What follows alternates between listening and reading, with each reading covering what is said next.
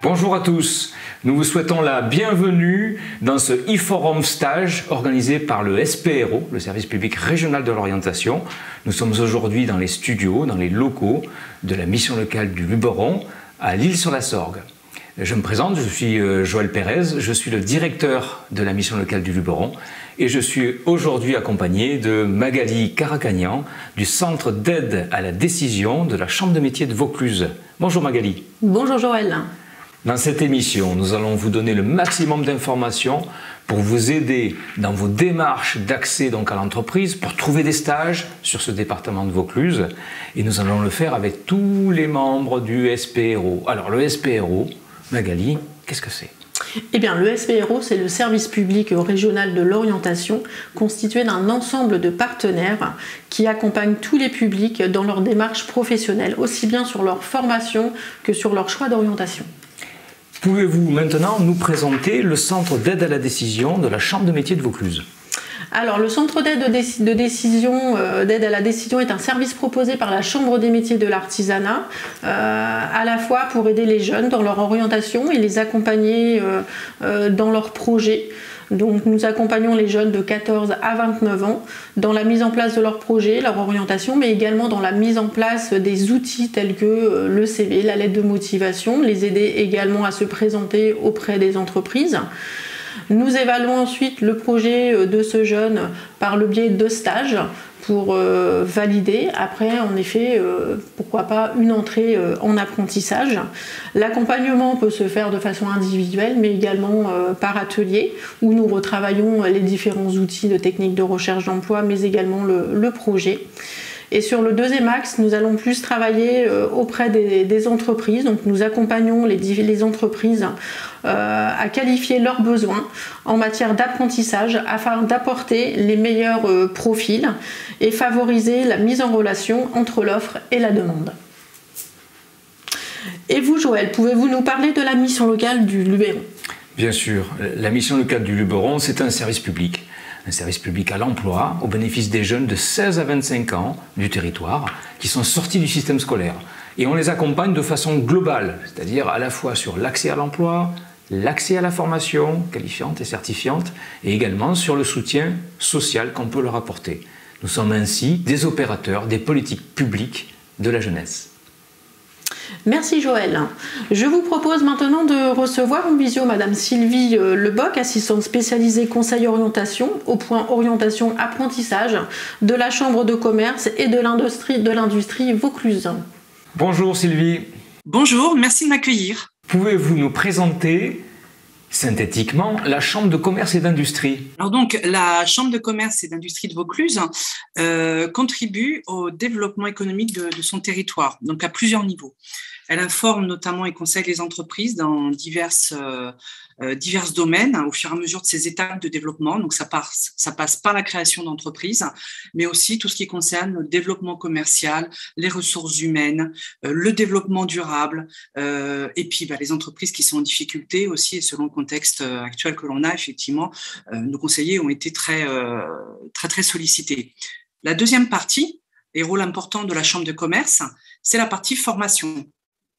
Et on peut comprendre le lien avec les entreprises, parce que qui dit entreprise dit avoir du personnel compétent. Et bon, pour avoir du personnel compétent, à un moment donné, la formation là, a vraiment son rôle à jouer. Donc, on a un campus qui est dédié à certaines formations, filières. Ça passe bien sûr, alors l'hôtellerie-restauration, on est peut-être un petit peu plus connu pour ça, mais aussi il y a la santé, du social, de la gestion, du commerce et depuis peu de l'ingénierie en informatique. Voilà. Et puis donc ça passe par plusieurs niveaux, ça va du CAP jusqu'au master, en passant par les bacs, les licences, les bachelors, et aussi bien de l'alternance que du temps plein. Quels services proposez-vous pour les personnes qui recherchent des stages ? Oui, notre CCI, et comme d'autres, bien sûr, CCI dans le réseau national, propose un dispositif donc, qui s'intitule le mini-stage de découverte professionnelle. En fait, nous validons tout simplement les modalités de déroulement du stage. On va valider, on va regarder les points comme tout ce qui est la durée hebdomadaire, la durée journalière, les temps de pause, les temps de repos. Voilà, certains points auxquels, côté employeur ou côté jeune famille, on ne fait pas forcément attention et qui sont très importants. Parce que s'il se passe quoi que ce soit pendant le stage, ça peut avoir certaines répercussions. Donc, en fait, ça va se traduire, donc, bien sûr, par cette validation de ces points. Et du coup, concrètement, nous, on va établir la convention de stage qui va ensuite, bien sûr, être signée par le jeune ou ses parents, hein, bien sûr, s'il est mineur, et donc aussi par l'employeur. Et pour terminer, notre chambre de commerce, hein, puisqu'on est là pour garantir et pour valider, pour sécuriser les conditions de déroulement du stage. À quel public s'adresse-t-il ce service ? Ce dispositif, il s'adresse donc à tout jeune à partir du moment où il est en 4e. Avant, il y avait des conditions d'âge à partir de 14 ans. Le système, heureusement, s'est un petit peu élargi et s'est ouvert parce qu'il y avait des problèmes d'âge. Et donc, à partir du moment où le jeune est en 4e, scolarisé, il va pouvoir faire ce stage. Mais également, donc, du coup, un lycéen, qui soit en seconde, première, terminale, et aussi les étudiants du supérieur. Même quand on est à l'université ou dans d'autres structures, on va pouvoir bénéficier de ce dispositif de stage. Proposez-vous une mise en relation avec les entreprises et comment elle s'effectue ? Nous, d'un point de vue pratico-pratique, on ne fait pas cette mise en relation. C'est aux jeunes d'effectuer sa démarche, son engagement. D'ailleurs, à la base, ce dispositif, en fait, était plus destiné aux jeunes qui voulaient s'orienter vers l'apprentissage, une filière déjà professionnelle. Donc, ça faisait pour lui déjà une première démarche et pour contacter peut-être un futur employeur. On est resté un petit peu dans cette mouvance-là. Donc, c'est aux jeunes de s'approprier et de trouver son stage. Après, juste, j'en ai pas parlé tout à l'heure, c'est vrai qu'il va falloir faire attention puisqu'on parlait de jeunes scolarisés. Pour qu'ils puissent faire son stage, il va falloir bien sûr qu'il le fasse dans des périodes de vacances scolaires, hein, parce que sinon ça va être un petit peu compliqué de cumuler avec l'école. Et puis après, il y a des petites conditions de ne pas dépasser 5 jours, de le faire. On peut découvrir plusieurs entreprises, on fera plusieurs conventions de stage si c'est pendant l'été, par exemple. Donc après, il y a plusieurs choses, des petites subtilités à voir ensemble. Mais en tout cas, le stage, à lui de le trouver. Et pour cela, il va falloir qu'ils cherchent, peut-être faire des recherches sur Internet ou aller se présenter directement auprès des employeurs. Quels conseils donneriez-vous aux personnes qui recherchent un stage ? Alors déjà, je les encourage, effectivement, les félicite d'être dans cette démarche de trouver un stage parce que ça va leur permettre effectivement de se rendre compte un petit peu des réalités du terrain, d'approcher un petit peu les conditions de travail, comment ça se passe. Donc, en termes de conseils, donc dans les démarches auprès des employeurs, ça va être bien sûr au moment des démarches de privilégier le face-à-face, le contact quand même en présentiel, et puis de faire attention à sa posture, à sa présentation, le sourire, l'engagement. Voilà, c'est tout ça qui va permettre notamment de convaincre l'employeur de le prendre en stage. Comment en savoir plus sur votre service et comment vous contacter ? Alors bien sûr, vous pouvez pour avoir un petit peu plus de renseignements et nous demander pour faire ces conventions de stage, donc appelez notre service Point Orientation Apprentissage. Je suis moi plus particulièrement chargée d'établir ces conventions de stage, donc vraiment ne pas hésiter, alors soit à nous appeler au 04 90 13 86 46, ou bien aussi tout simplement nous faire une demande par mail. Alors l'adresse mail, c'est .accueil, à écrire en toutes lettres, donc POINTA2CUEIL, @vaucluse.cci.fr. Sylvie Leboc, je rappelle que vous êtes assistante spécialisée conseil orientation au Point Orientation Apprentissage de la Chambre de commerce et d'industrie de Vaucluse. Je vous remercie d'avoir répondu à toutes nos questions. À très bientôt. Merci beaucoup et bon stage. Nous enchaînons tout de suite avec le point information jeunesse et on va donner toutes les informations nécessaires, encore une fois, pour les recherches de stage. et on se retrouvera ensuite pour rencontrer plusieurs structures qui accueillent des stagiaires. Francesco Liciandra, du Point Information Jeunesse, c'est à vous.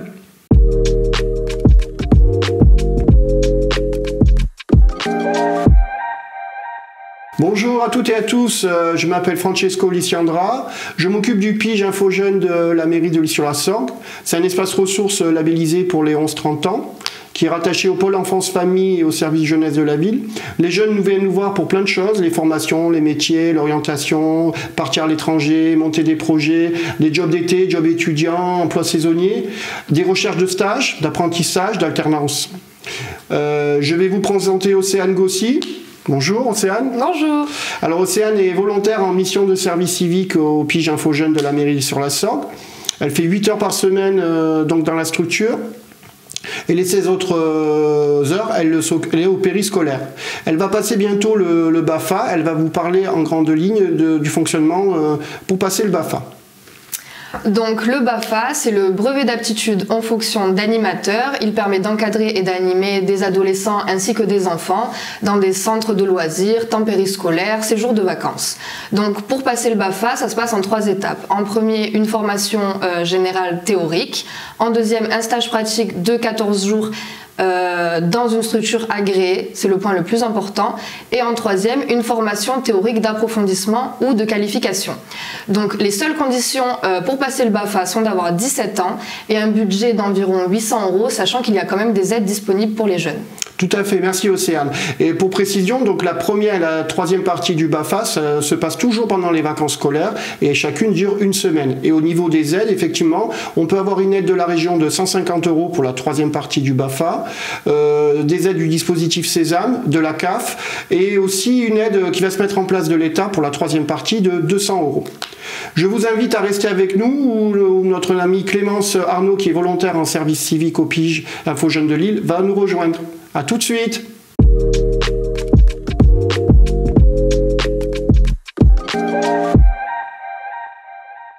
Rebonjour à toutes et à tous, je vous présente Clémence Arnaud. Bonjour. Qui fait actuellement donc un volontariat de service civique au Pige Info Jeune de la mairie de Sur-la-Sorgue. Elle y est présente 24 heures par semaine, pour une mission de 8 mois. Et en parallèle, donc, elle fait des études en licence communication information à la faculté d'Avignon. Et elle bénéficie actuellement de ce qu'on appelle le régime spécial études, dont elle va vous parler. Alors le principe du régime spécial études, il consiste à vous permettre de concilier le déroulement de vos études avec des besoins spécifiques. Donc pour obtenir un RSE, il faut vous renseigner auprès de la scolarité, demander un document. Et une fois ce document rempli, il vous faut de nouveau l'amener à la scolarité et qui va se charger de transmettre votre dossier. Ensuite, il va être validé par le chef de l'établissement ou non. Et si vous avez une réponse positive, un papier vous sera envoyé pour vous indiquer quel cours, pour que vous puissiez indiquer quel cours vous êtes susceptible de manquer. Et il vous faudra donc faire signer à chaque professeur concerné. Très bien, je te remercie Clémence. Notamment, Clément, dans le cadre de ses missions de volontariat, a mis en place un guide d'outils IJ sur l'alternance, l'apprentissage et le stage. Là, elle va vous parler maintenant des différents droits du stagiaire. Donc le stagiaire est présent plus de 2 mois dans une entreprise. Donc il a la possibilité de demander des congés en cas de grossesse, de paternité ou d'adoption. Il aura droit aux congés et autorisations d'absence au même titre que les salariés. L'employeur devra s'assurer que le stagiaire bénéficie des mêmes règles que les employés. En ce qui concerne leur présence dans l'entreprise, cette disposition vaut aussi bien pour le travail de nuit que pour le repos quotidien. Hebdomadaire et les jours fériés. De même, son temps de présence dans l'entreprise ne peut excéder celui des employés. Par ailleurs, le stagiaire ne pourra pas effectuer des tâches dangereuses dans le cadre de son stage. Merci beaucoup Clémence. Alors maintenant je vais vous parler d'une particularité, qui est une particularité de la structure Pige Info Jeune de la mairie de L'Isle-sur-la-Sorgue. Je vais parler des possibilités de partir en stage à l'étranger. Effectivement, effectuer un stage à l'étranger permet d'acquérir une expérience professionnelle dans un contexte international et c'est généralement dans une autre langue. Et c'est au niveau des employeurs un vrai tremplin et c'est constitue un plus sur un CV. Mais ça ne s'improvise pas. Tout stage à l'étranger, ça se prépare. Alors, il faut tenir compte des réalités selon les pays. Il faut s'informer sur le pays donc, qu'on choisit, évaluer son niveau de langue, rédiger sa candidature. Et il existe différentes spécialités et spécialistes pour vous aider dans ces démarches. Vous pouvez participer notamment au programme européen Erasmus+, au programme Eurodyssée, sur des sites d'offres de stage, des organismes spécialisés, des organismes intergénérationnels comme les ONG qui proposent notamment des corps européens de solidarité où on peut mettre en pratique un stage. Et il y a des organismes comme le Club Télé, dont le Pige Info Jeune de la mairie de L'Isle-sur-la-Sorgue est un des partenaires officiels où des milliers et des milliers d'offres de stage sont proposées.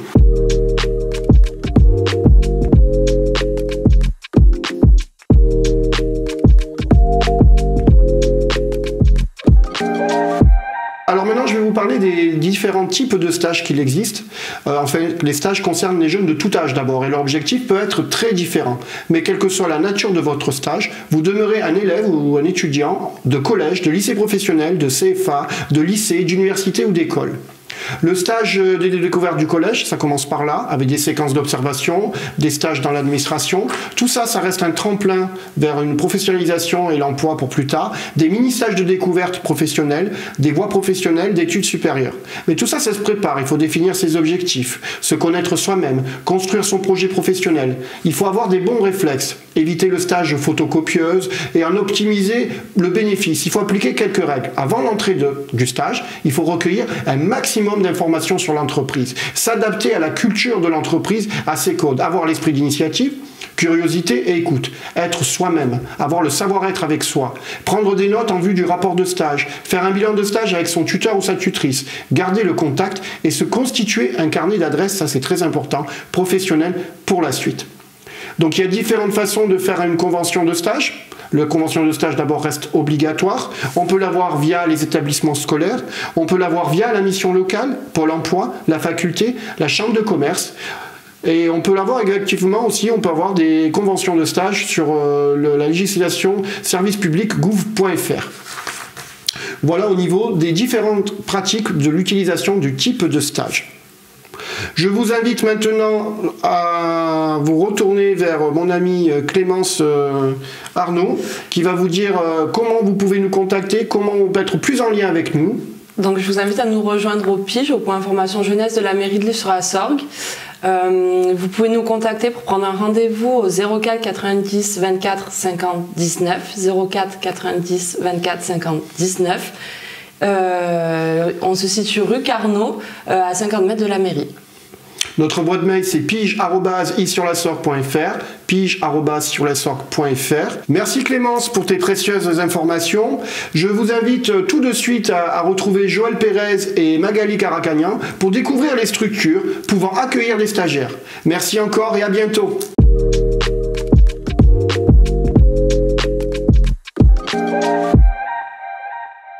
Nous enchaînons avec la dernière partie de l'émission dans laquelle nous allons vous faire découvrir plusieurs structures qui accueillent des stagiaires. Et nous sommes donc de retour sur le plateau avec Magali Caracagnan, qui est conseillère d'orientation auprès du Centre d'aide à la décision de la Chambre de métier de Vaucluse. Et nous allons donc continuer à vous faire découvrir les différentes entreprises qui accueillent des stagiaires. Nous démarrons avec Madame Annie Brouchier, la responsable du service Petite Enfance de la communauté de communes Pays des Sorgues, Mont-de-Vaucluse. Bonjour Annie. Bonjour. Pouvez-vous nous présenter le service Petite Enfance de la communauté de communes Pays des Sorgues, Mont-de-Vaucluse, s'il vous plaît?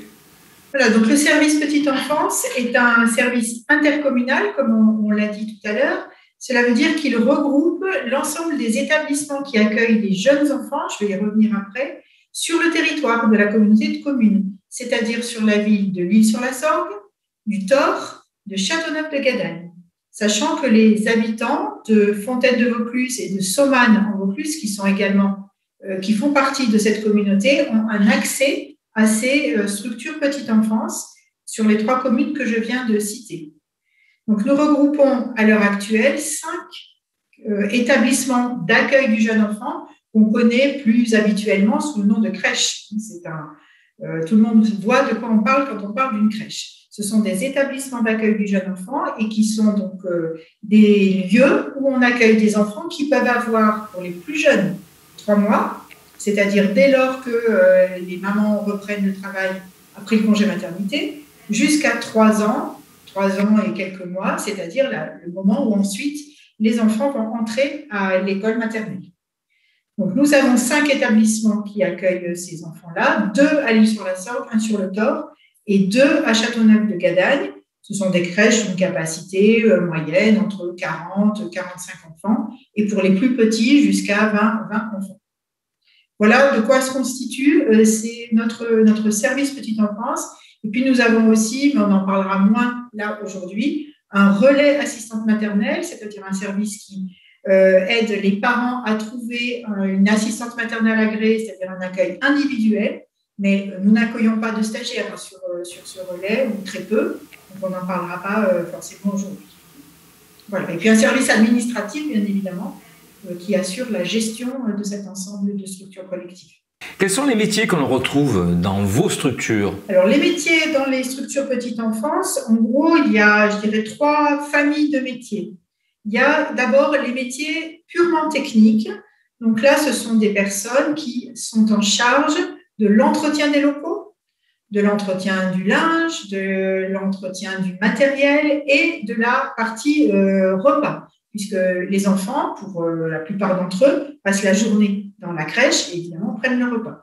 Donc, on a besoin d'agents techniques qui assurent la totalité de ces missions d'entretien et de repas. Ce sont des missions extrêmement importantes. Sans un entretien correct des locaux, nous n'avons pas la possibilité d'organiser un accueil de qualité, bien évidemment. Donc, ces agents techniques, on a évidemment ces personnels-là dans toutes les structures. Ils n'ont pas forcément de qualification, de diplôme préalable. On a parfois des profils de personnes qui ont travaillé dans la restauration, par exemple. Mais par contre, ce sont des emplois qui restent des emplois qui nécessitent une qualification, bien entendu, mais qu'on acquiert plutôt par l'expérience sur le terrain et la formation continue. Voilà donc pour la partie purement technique. Ensuite, on a la deuxième famille de métiers qui sont les métiers qui sont exercés par des personnes qui s'occupent des enfants. Donc là, dans nos structures, plutôt 2 profils. Les accompagnants éducatifs petite enfance sont des personnes qui ont un CAP qui s'appelait autrefois le CAP petite enfance, qui s'appelle aujourd'hui le CAP d'accompagnant petite enfance, et ils se préparent en 1 année dans un certain nombre d'organismes de formation dont la région, le Vaucluse dispose bien entendu. 1 an pour ce CAP accompagnant éducatif petite enfance. Les personnes qui ont ce diplôme peuvent également travailler dans les écoles maternelles. On les appelle les ATSEM, et ce sont elles qui apportent un concours aux enseignants de maternelle pour s'occuper des enfants les plus jeunes, les petits de 3 ans. Donc, les accompagnants éducatifs auprès des enfants et autres métiers, autres filières, ce sont les auxiliaires de puériculture. Elles ont également un diplôme qui se prépare sur 1 année. Simplement, ce n'est pas un CAP, c'est un diplôme d'État et qui a si vous voulez, une dimension un petit peu plus vers le soin, puisque les auxiliaires de puériculture, elles peuvent, elles aussi, travailler dans un autre milieu que les crèches. Et là, on va plutôt les trouver en milieu hospitalier, quelquefois dans des services de maternité, les services de pédiatrie. Donc, elles ont un volet de formation qui est du côté du soin, en plus de toute la connaissance sur le développement de l'enfant, mais on pourra en reparler. Donc voilà les deux professionnels qu'on va trouver chez nous auprès des enfants, et elles se répartissent à peu près à 50%. On a moitié d'accompagnants éducatifs, moitié d'auxiliaires de puériculture. Et enfin, la troisième et dernière famille de métiers, ce sont les métiers plutôt de direction des établissements. Et là, on a 2 profils encore. Un profil type éducatrice de jeunes enfants. Donc là, un diplôme qui se prépare en 3 années après le bac. Donc, comme le nom l'indique, ce sont vraiment des professionnels qui sont en mesure de mettre en place un projet éducatif dont vraiment le cœur de métier, c'est l'accompagnement de l'autonomie des petits-enfants et puis de leur famille. Les éducatrices de jeunes enfants, elles peuvent être, je l'ai dit, soit directrices de structure, mais pas seulement. Elles peuvent aussi être auprès des enfants. Et chez nous, dans nos établissements, on a les deux cas de figure. On a des éducatrices directrices et puis on a des éducatrices qui sont auprès des enfants et qui ont à ce moment-là vraiment en charge le projet éducatif de la structure et d'être là en soutien des auxiliaires de puériculture et des CAP petite enfance pour développer au mieux un projet éducatif, une prise en charge très adaptée aux enfants. Donc, éducatrice, et puis l'autre profil de directeur, directrice de structure, je vais beaucoup parler au féminin parce qu'on a très peu de garçons, et ce sont les infirmières puéricultrices. Donc, des personnes qui sont d'abord infirmières, 3 ans après un bac, plus une année de spécialisation de puériculture, avec évidemment une connaissance beaucoup plus pointue des enfants, du développement des enfants. Et là aussi, ces infirmières puéricultrices, elles peuvent travailler dans les crèches, mais on les retrouve aussi parfois en milieu hospitalier et dans les services de protection maternelle et infantile du département. Voilà donc ces 3 familles de métiers. Je reprends les métiers complètement techniques, métiers éducatifs et prise en charge des enfants au quotidien, et puis les métiers de direction et de suivi, impulsion des projets dans la structure. Combien de stagiaires vous accueillez sur une année et quels sont les contenus de ces stages? Alors sur l'accueil de stagiaires, ça découle directement de ce que je viens d'expliquer. Ces métiers de la petite enfance, ce sont, je l'ai dit, des métiers qui se préparent dans des organismes de formation et ce qui les caractérise tous, c'est que ce sont des métiers qu'on prépare avec des parties théoriques en centre d'enseignement et beaucoup de pratiques dans les stages. Donc, quand on veut travailler dans le milieu de la petite enfance, on passe par ces stages dans les structures et nous avons vocation à accueillir des stagiaires, c'est obligatoire. Ça fait partie de nos missions. On accueille des enfants, des familles, mais on accueille des stagiaires puisque ce sont nos futurs professionnels qu'on forme. Donc là-dessus, on n'a pas le choix. Et comme je l'ai dit, c'est des filières qui peuvent être assez variées. Et donc, nous avons entre 60 et 70 stagiaires par an que nous accueillons sur l'ensemble de nos 5 structures collectives. C'est beaucoup de stagiaires et c'est des profils assez variés. Donc, on a, si vous voulez, un certain nombre de stagiaires qui viennent découvrir les métiers. Donc là, c'est plutôt des élèves, par exemple, des collèges, des élèves de 3e. On va accueillir en priorité, nous, les collèges de notre territoire et les jeunes qui habitent sur les communes de la communauté de communes. Parce qu'on est obligé, évidemment, de faire quelques choix compte tenu du nombre de sollicitations que je viens d'expliquer. Donc, toute la partie découverte des métiers, soit des très jeunes, soit des beaucoup moins jeunes, mais de personnes qui sont en reconversion professionnelle, qui ont exercé une activité et puis qui, tout d'un coup, veulent donner une nouvelle orientation à leur vie professionnelle. Et puis après, on a les parcours réellement qualifiants, donc des étudiants qui sont dans les filières que j'ai citées tout à l'heure, les CAP petite enfance, les infirmières, les éducatrices de jeunes enfants, les auxiliaires de puériculture, et puis des filières qui peuvent mener à ces métiers, comme par exemple les bacs professionnels, services aux personnes et aux territoires, les bacs pro SAPAT. Voilà,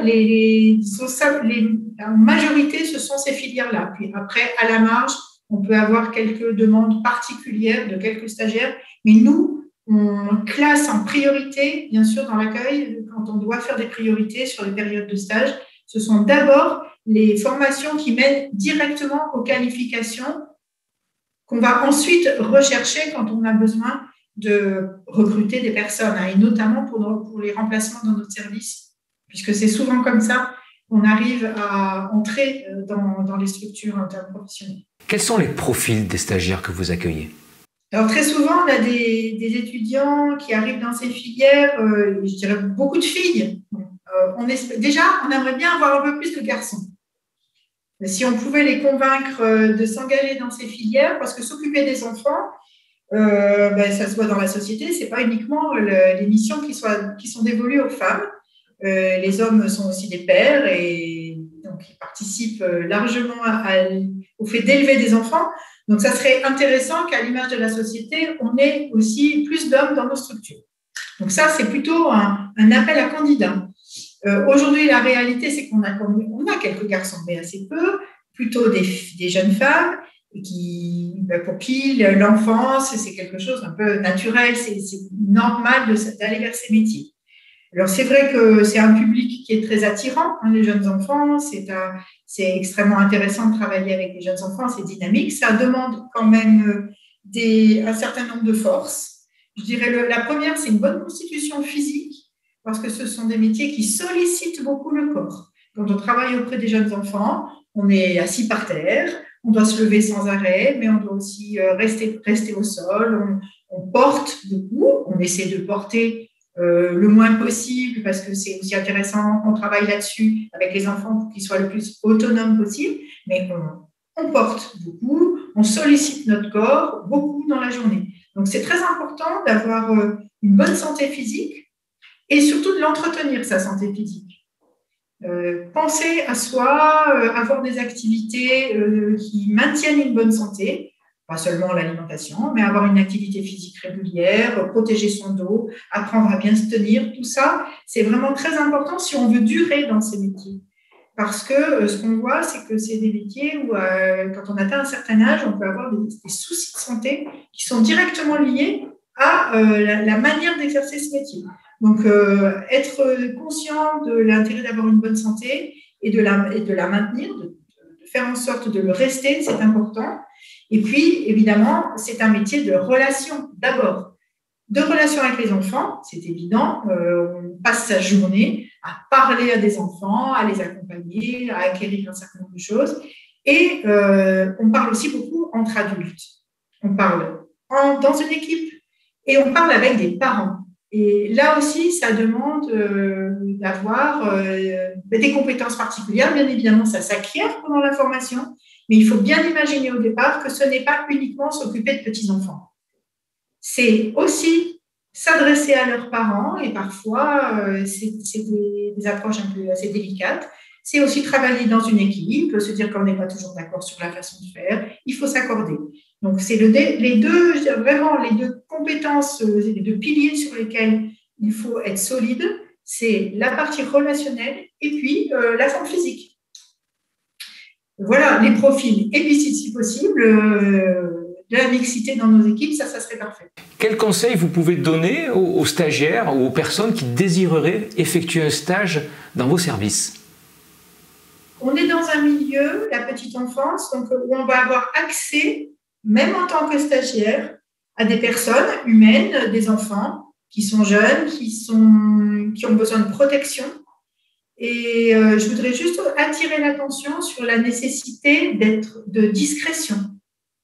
C'est-à-dire que, comme tout professionnel qui travaille dans nos crèches, les stagiaires sont soumis aussi au secret professionnel. C'est-à-dire que ce que je vais voir pendant le stage, ou ce que je vais entendre, parce que parfois ça nous arrive de parler de tel enfant ou de tel parent avec qui il peut y avoir des difficultés, ça, je ne dois pas en parler à l'extérieur. C'est un accès à une information, mais pour laquelle il est très important qu'on soit, nous, très réservés et très discrets, puisque c'est des informations qui appartiennent à une personne pour laquelle on a un devoir de protection.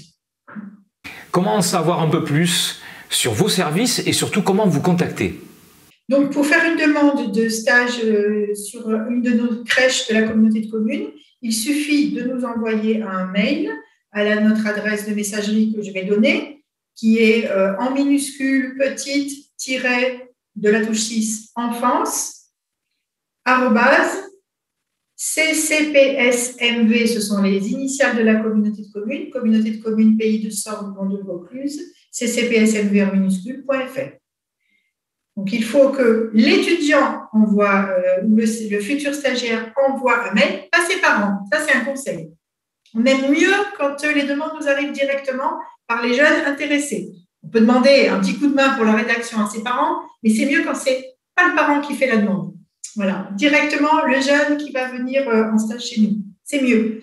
Il ne faut pas avoir peur. Il faut nous demander comment on s'exprime directement. une demande de stage en indiquant qu'est-ce que je fais comme étude, je suis dans quel organisme, où est-ce que j'habite, et puis surtout la période de stage. Parce que vous avez compris, 60 à 70 stagiaires dans une année scolaire, ça veut dire forcément qu'à un moment donné, on va choisir. Et plus tôt on a fait sa demande, plus on a de chances d'arriver en stage ensuite. Voilà. Après, une fois que la demande est arrivée, nous, on la traite et puis on se met en relation avec le stagiaire pour toute la partie administrative. C'est essentiellement la convention de stage. On ne peut pas venir faire un stage si on n'est pas quelque part inscrit dans un organisme ou dans une école. On ne vient pas en stage juste parce qu'on a envie de découvrir la petite enfance. On ne peut pas passer convention avec des individus. Voilà. Merci Annie d'avoir répondu à toutes nos questions. Je rappelle que vous êtes responsable du service Petite Enfance auprès de la communauté de communes Pays des Sorgues Mende-Vaucluse. Au revoir et à très bientôt. Je vous en prie, merci à vous et puis bonne route à tous les jeunes qui souhaitent nous rejoindre. Merci.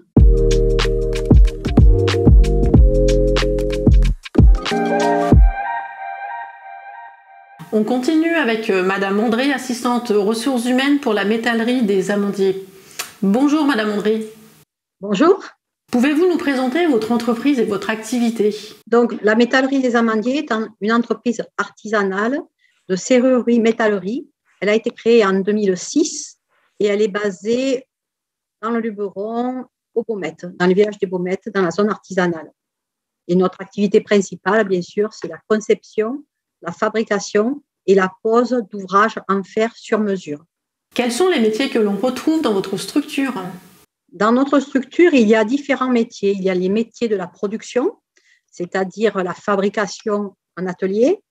Ensuite, la partie pose des ouvrages sur chantier, mais aussi le travail en amont, donc du chargé d'affaires qui se déplace, qui établit les besoins du client, les devis, etc. Donc ça, c'est pour la partie production.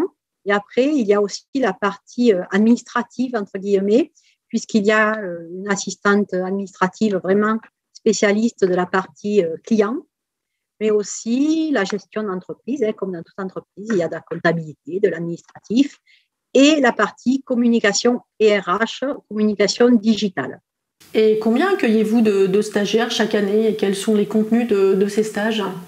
Au niveau de l'accueil de stage, nous accueillons environ 2 stagiaires par an au niveau de la production et ensuite au niveau de l'administratif, de la communication digitale, etc. Ça dépend des années, ça peut être 1 ou 3, ça dépend des demandes que l'on a et des candidats. Voilà. Et on est ouvert vraiment à l'accueil de stagiaires dans un but de faire connaître le métier, de créer des vocations et de nous aider aussi, puisque c'est un échange, le stage. Quels sont les profils spécifiques des personnes que vous accueillez en stage dans votre entreprise? Lorsqu'on accueille un stagiaire, à la base, il n'y a pas de profil spécifique. Ce qu'on attend surtout et essentiellement, c'est que la personne, elle ait envie d'apprendre, envie de se perfectionner, envie de transmettre, de nous faire nous aussi monter en compétences, et voilà, et de travailler, de découvrir le métier, le travail. Donc, on est ouvert aussi bien à des personnes jeunes que des personnes en reconversion. Et bien entendu, à la production, il faut avoir un minimum d'expérience pour pouvoir faire les stages à la production. Et ça peut aller du niveau CAP jusqu'au niveau master, au niveau de la communication, par exemple. Quels conseils pourriez-vous donner aux personnes désirant effectuer un stage? Alors, quels conseils donnerais-je pour un futur stagiaire? Mais déjà d'être soi-même, voilà, de connaître ses qualités et ses défauts, ses atouts, ses faiblesses, venir parce qu'on a vraiment envie, et le mot envie pour moi est important, envie d'apprendre, envie de découvrir et envie de transmettre, et surtout réfléchir à ce qu'on peut apporter aussi à l'entreprise, le bonus, le petit plus qu'on peut apporter, et aussi qu'est-ce qu'on peut en retirer d'un point de vue professionnel. Est-ce que derrière, il peut y avoir, pourquoi pas, un recrutement?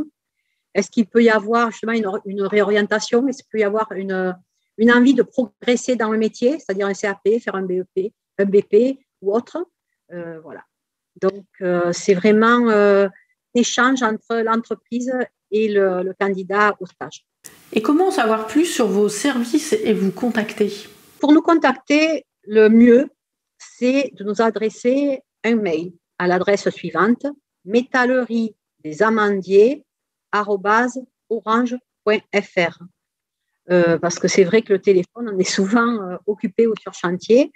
Ensuite, on a la possibilité d'aller sur notre site internet qui doit être mis à jour, qui s'appelle métalleridesamandiers.com, ou bien le Facebook Métallerie des Amandiers. Voilà, vous aurez un petit aperçu de nos réalisations, de ce que l'on fabrique, sachant que c'est du sur-mesure, essentiellement à destination des particuliers, mais aussi des collectivités. Voilà. Et l'idée du stage, c'est vraiment de partager des expériences ensemble. Très bien. Merci beaucoup, Madame André, d'avoir répondu à nos questions et je vous dis à bientôt. Merci à vous. J'espère que cette vidéo donnera envie à des jeunes et des moins jeunes de partager des expériences.